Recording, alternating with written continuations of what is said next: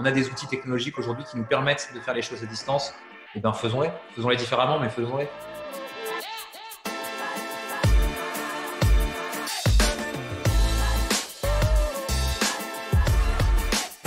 Cette crise, avec mes associés, on l'a abordée de deux façons. Le premier réflexe qu'on a eu, c'est de se dire il faut absolument faire du chômage partiel, il faut couper toutes les dépenses pour pouvoir survivre le plus longtemps possible et derrière, on réamorcera la pompe et on recommencera à investir.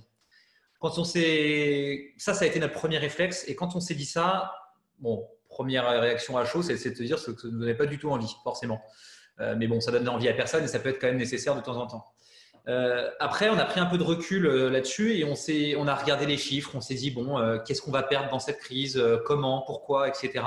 Et en fait, on s'est aperçu en regardant vraiment tous ces éléments-là en détail, que ce n'était pas forcément une fin en soi. C'est-à-dire qu'on s'est dit que en fait, cette crise a été présente. Évidemment, on allait perdre de l'argent. Évidemment, on allait grandir moins vite. Mais on s'était dit aussi qu'on pouvait choisir la solution offensive et au lieu de continuer comme ça, continuer dans notre façon de faire actuelle et de se dire bah mince, ce qu'on fait aujourd'hui ça fonctionne plus parce que les gens sont confinés chez eux parce que X ou Y raison, et ben on s'est dit qu'on allait changer notre façon de faire, changer notre façon de fonctionner pour l'adapter à ce nouveau monde entre guillemets qui est une France confinée et un développement économique du coup au ralenti lié à ce confinement.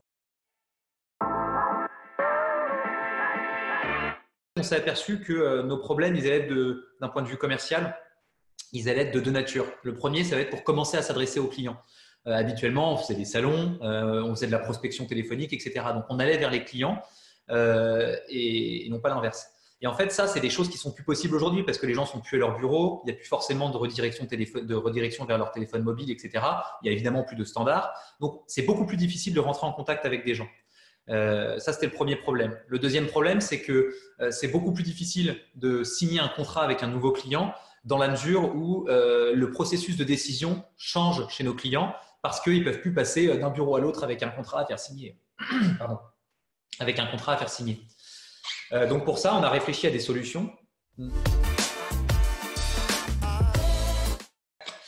On a réfléchi à des solutions qui ont pour but de répondre à ces problèmes, à ces premiers problèmes commerciaux qu'on a abordés.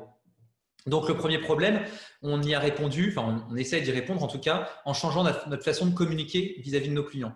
Donc, on met en place un plan de communication qui s'appelle Un jour, une action pour la nation, où on va essayer de créer un cercle vertueux où on va aider les entreprises et les soignants dans la crise qu'ils sont en train de traverser, tout en faisant ce qu'on appelle de l'inbound marketing, donc en créant du contenu qui va intéresser nos clients et qui va nous permettre de récupérer des informations qualifiées, ce qu'on appelle un lead qualifié, des informations sur telle personne s'intéresse à tel sujet. Par exemple, on fait des formations gratuites en ligne qui sont accessibles en échange d'une adresse mail et d'un numéro de téléphone.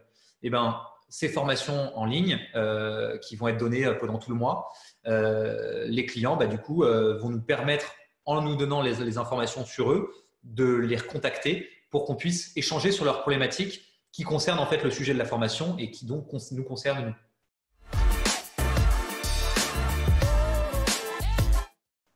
En fait, c'est l'équipe tout simplement. C'est-à-dire qu'on est une équipe qui est assez soudée, qui réfléchit de la même façon. C'est bête à dire, mais chez Citron, il y a beaucoup d'écolos, de geeks, de mecs qui pensent un peu de la même façon et qui aiment leur travail et qui ont la banane le matin quand ils vont travailler. Et ben, ce n'est pas une crise sanitaire aussi importante ou économique aussi importante soit-elle qui va casser cette dynamique qu'on a entre nous. Et aujourd'hui, si Citron, je touche du bois ou ma tête, si Citron arrive à continuer à grandir malgré cette crise, c'est parce que chaque personne dans Citron continue à se donner à fond et continue à gérer ça de chez lui.